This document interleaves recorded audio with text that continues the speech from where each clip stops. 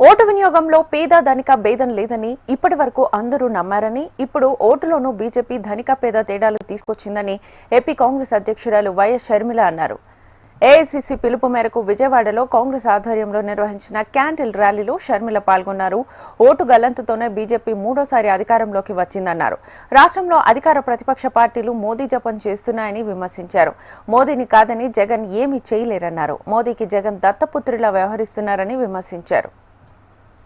Modi election commission గా మారిపోయింది. ఇది అన్యాయం, ఇది దారుణం, ఇది దుర్మార్గం. ఇటీవలే చూసాము ఎలా రాహుల్ గాంధీ గారు ఒక పవర్ పాయింట్ ప్రెజెంటేషన్ ద్వారా ఎంత అద్భుతంగా ఎలక్షన్ కమిషన్ ఆఫ్ ఇండియా ఎంత ఘోరంగా విఫలమైందో ప్రజల ముందు బయట పెట్టారో దేశమంతా చూసింది.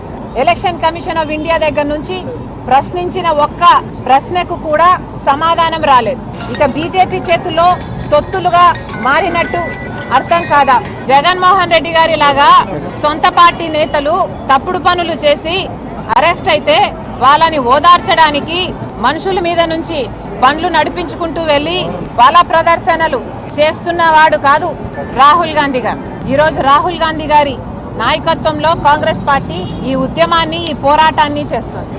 అలాంటి రాహుల్ గాంధీ గారికి చంద్రబాబు గారితో ఒక హాట్ లైన్ రేవంత్ రెడ్డి గారి ద్వారా ఉంది అనటం చాలా హాస్యాస్పదం.